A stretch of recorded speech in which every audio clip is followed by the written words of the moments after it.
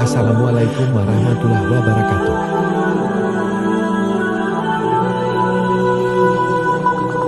Talha bin Ubaidillah merupakan salah satu dari 8 orang pertama yang memeluk Islam.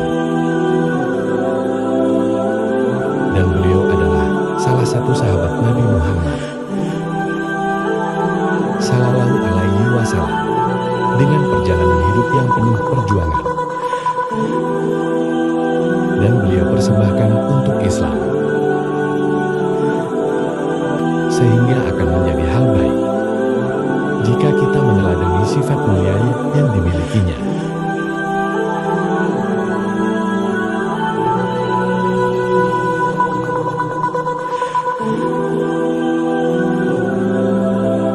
Talha bin Ubaidillah berasal dari Quraisy, lahir sekitar 16 tahun sebelum penutusan Nabi Muhammad Sallallahu Alaihi Wasallam.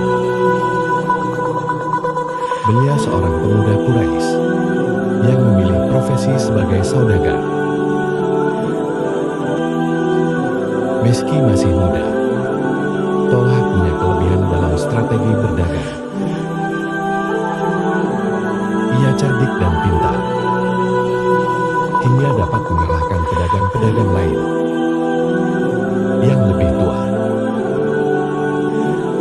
Namun hal itu tidak membuatnya sombong. Justru ia merasa sedih dan pusing dengan harta yang dimilikinya.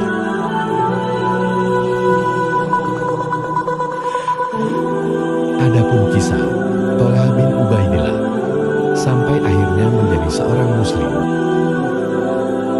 bermula ketika beliau bersama rombongannya menuju Syam untuk berniaga. Diceritakan, setibanya di Busra, para pedagang Quraisy masuk ke pasar yang ramai hendak berjual beli. Ketika mereka sedang berada dalam pasar yang ramai dengan para pengunjung dari segala tempat, Talha mengalami suatu peristiwa yang mengubah jalan hidupnya secara menyeluruh. Tiba-tiba seorang pendeta berteriak-teriak,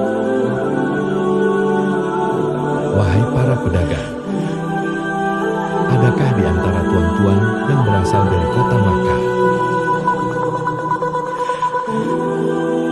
"Iya, aku penduduk Makkah."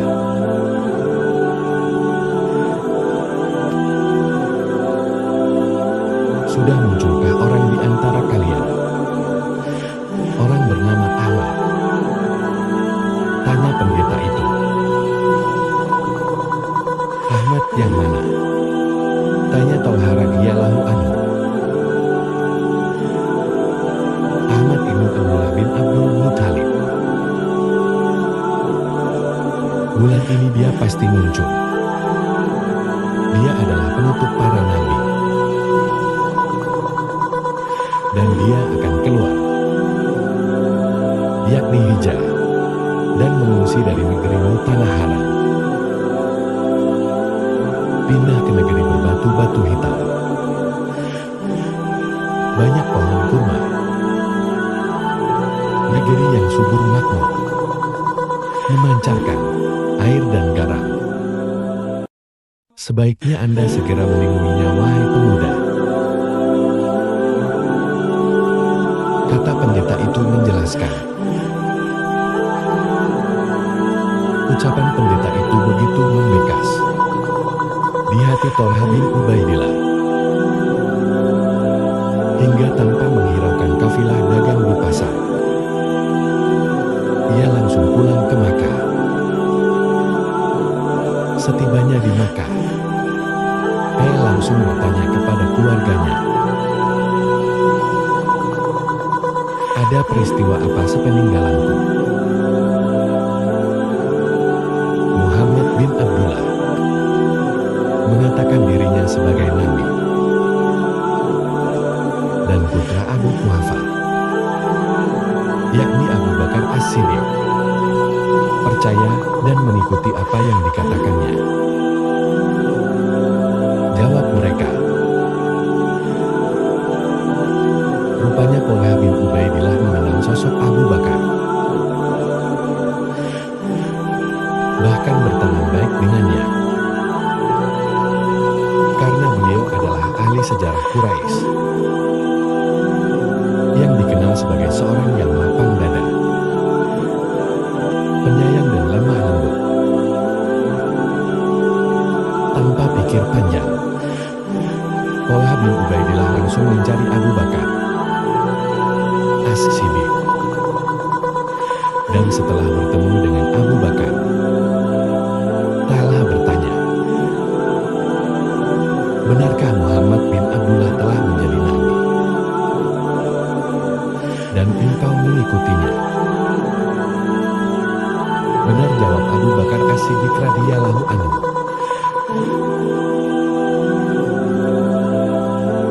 Abu Bakar As-Siddiq kemudian menceritakan kisah Nabi Muhammad Sallallahu Alaihi Wasallam sejak peristiwa di Gua Hira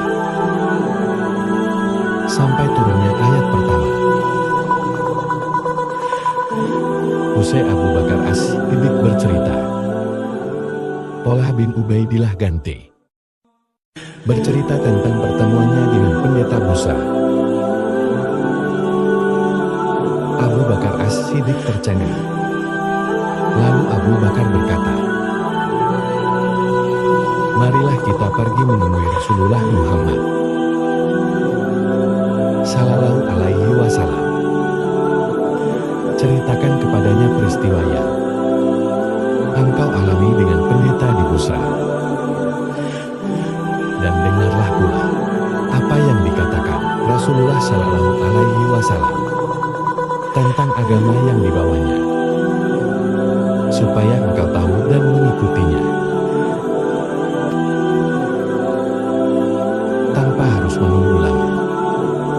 Thalhah bin Ubaidillah pergi bersama Abu Bakar menemui Nabi Muhammad Sallallahu Alaihi Wasallam. Setelah bertemu, Nabi menjelaskan tentang Islam dan membacakan beberapa ayat Al-Quran kepada Thalhah. Kemudian Rasulullah memuji akhlak Thalhah dengan kebaikan dunia dan akhirat. Dada Thalhah bin Ubaidillah terasa lapang untuk menerima Islam. Thalhah menceritakan pula kepada baginda Nabi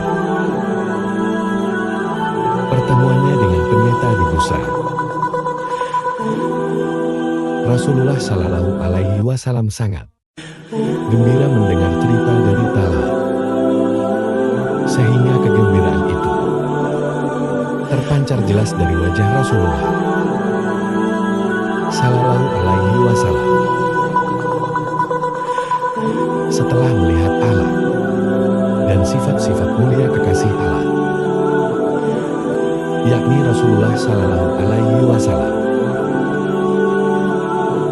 Thalhah langsung mengucapkan syahadat di hadapan Rasulullah. Asyhadu alla ilaha illallah wa asyhadu anna Muhammadar Rasulullah. Aku bersaksi bahwa tidak ada Tuhan selain Allah, dan sesungguhnya Muhammad adalah Rasulullah. Dengan syahadat itu, maka Thalhah bin Ubaidillah tercatat sebagai orang keempat yang menyatakan Islam di hadapan Abu Bakar. Ketika Thalhah bin Ubaidillah memilih untuk menjadi Muslim, beliau harus mendapati beragam tantangan, tak terkecuali dari keluarganya yang merasa sangat kecewa dan tak rela mendengar kabar ini. Mereka mengeluh, gelisah dan berkeluh kesah Dan yang paling sedih ialah Ibu Toha sendiri. Ibunya mengharapkan Toha menjadi pemimpin bagi kaumnya. Karena ibu telah melihat bakat yang terkandung dalam pribadi anaknya tinggi dan mulia. Orang-orang sepersekuan dengan Toha berusaha keras mengembalikannya ke dalam agama nenek moyang mereka, yakni agama berhala. Tetapi mereka tidak berhasil, karena pendirian Toha amat kokoh dan kuat. Bagaikan gunung karang yang terhunjam dalam perut bumi, tak dapat digoyahkan sedikit jua. Setelah mereka putus asa, membujuk Toha dengan cara lemah lembut, akhirnya mereka bertindak kasar dengan menyiksa dan menyakitinya.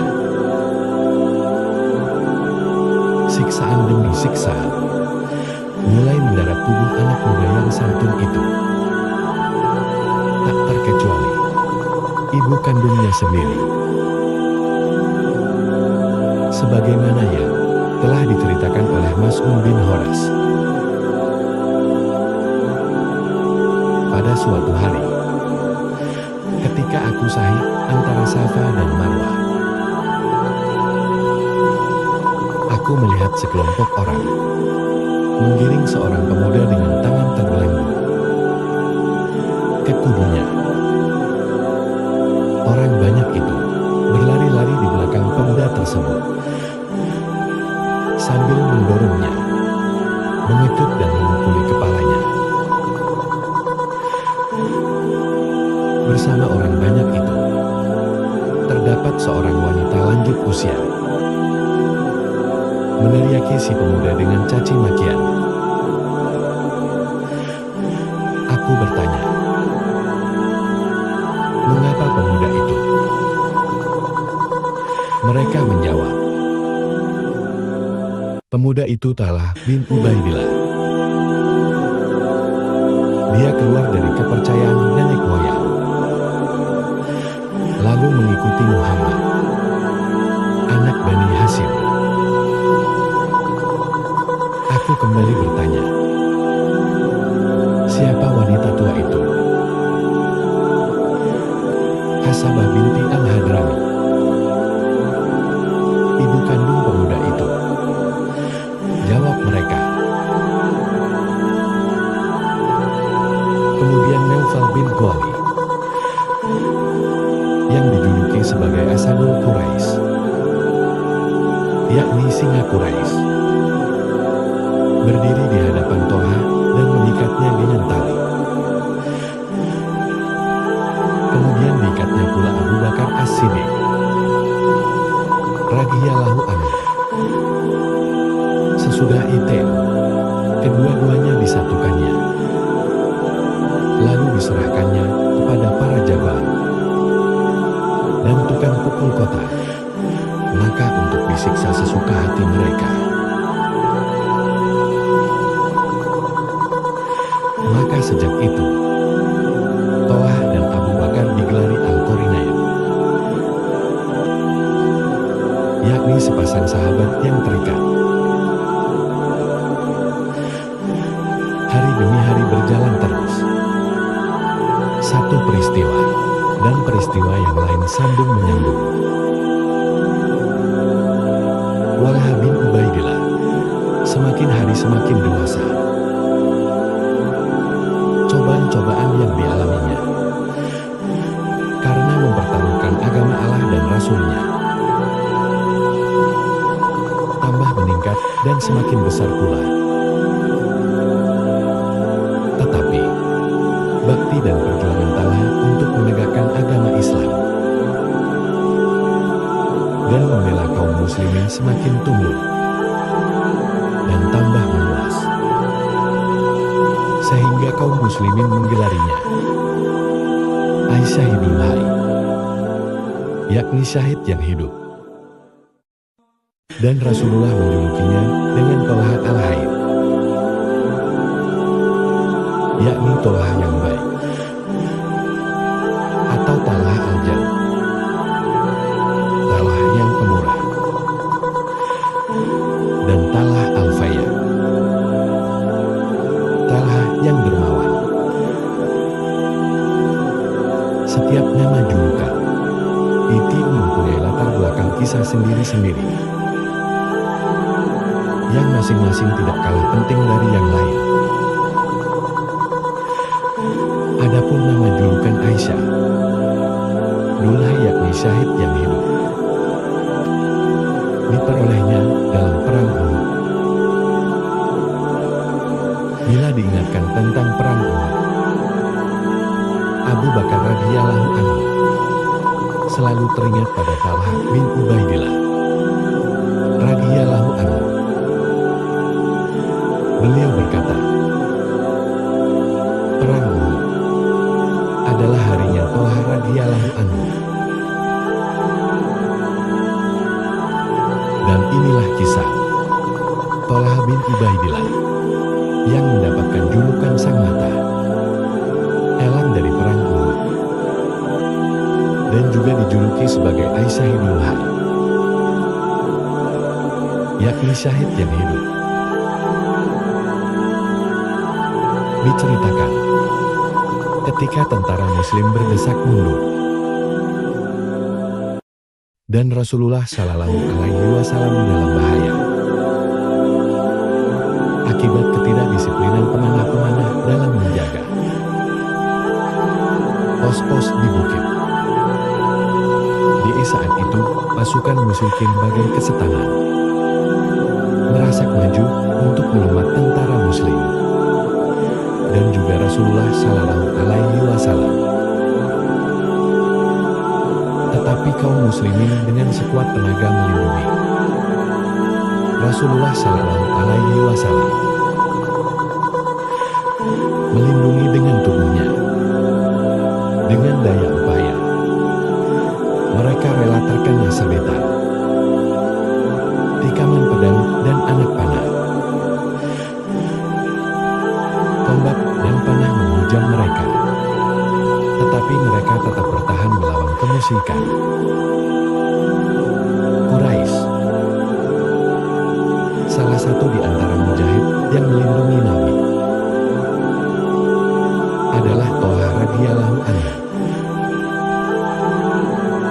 Ia berperawakan tinggi dan kekar. Ia hayungkan pedangnya ke kanan dan ke kiri. Ia melompat ke arah Rasulullah Shallallahu Alaihi Wasallam yang tubuhnya berdarah.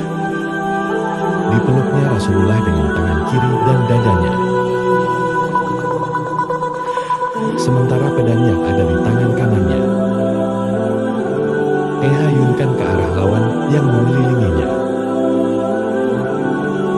dan ia tidak mempedulikan maut.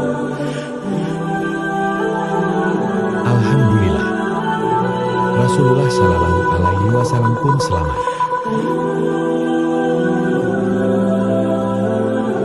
Tolha bin Ubaidillah radhiyallahu anhu memang merupakan salah satu pahlawan dalam barisan tentara Uhud. Dia siap berkorban demi membela Nabi Shallallahu Alaihi Wasallam. Ia memang patut ditempatkan pada barisan depan, karena Allah menganugerahkan kepada dirinya tubuh kuat dan kekal, keimanan yang teguh, dan keikhlasan kepada agama Allah Subhanahu wa Ta'ala.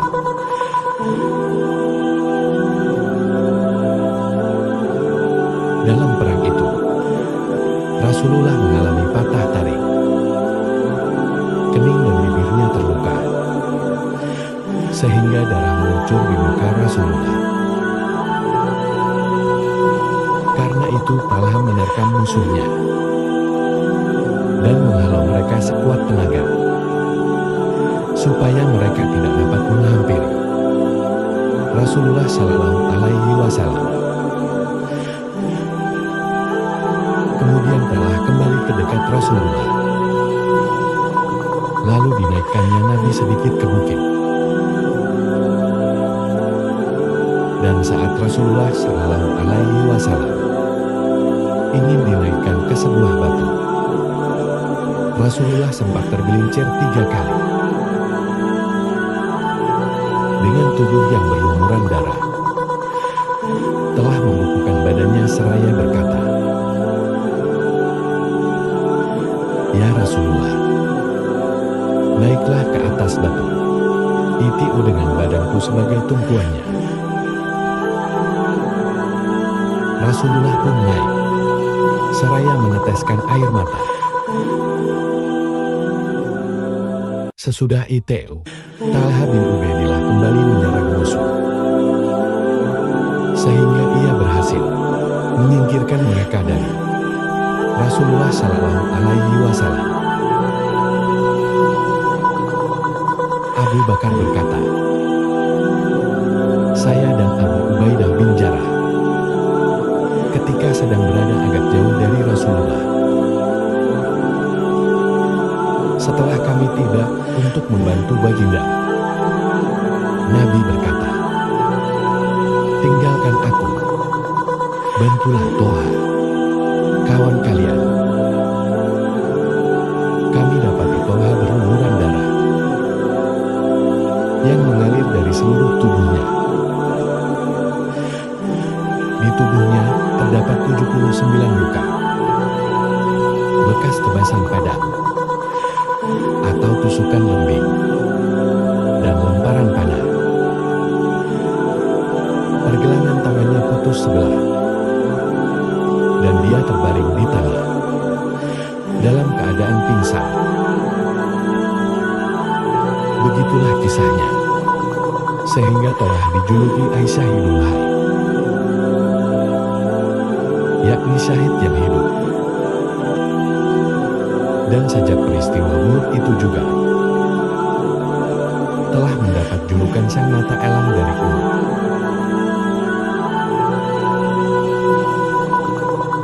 Adapun kewafatan Talha bin Ubaidillah radhiyallahu anhu,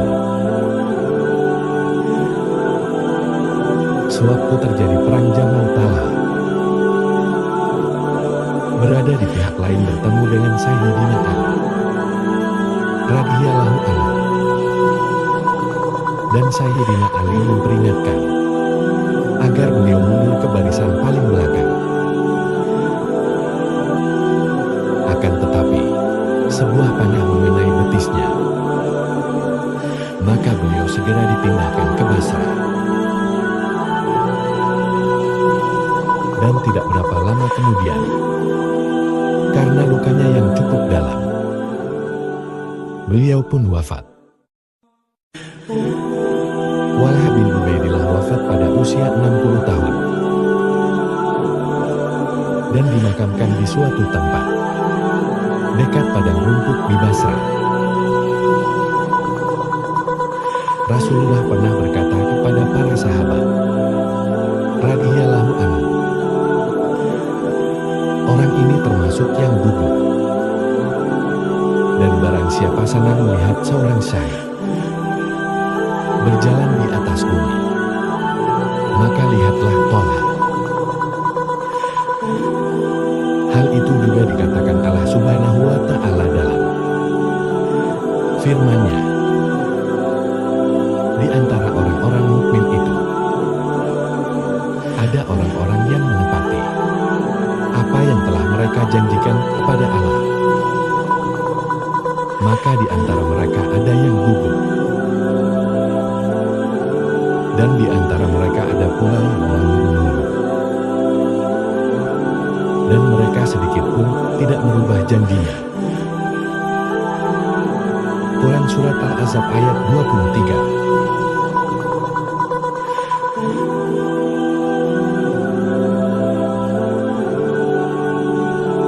Demikianlah kisah perjuangan sahabat Nabi, yakni Talha bin Ubaidillah. Mudah-mudahan kita dapat meladeni sikap dan keteguhan iman dari sahabat Rasulullah Shallallahu Alaihi Wasallam. Wallah bin Ubaidillah radhiyallahu anhu. Mudah-mudahan ini semua bermanfaat. Assalamualaikum warahmatullahi wabarakatuh.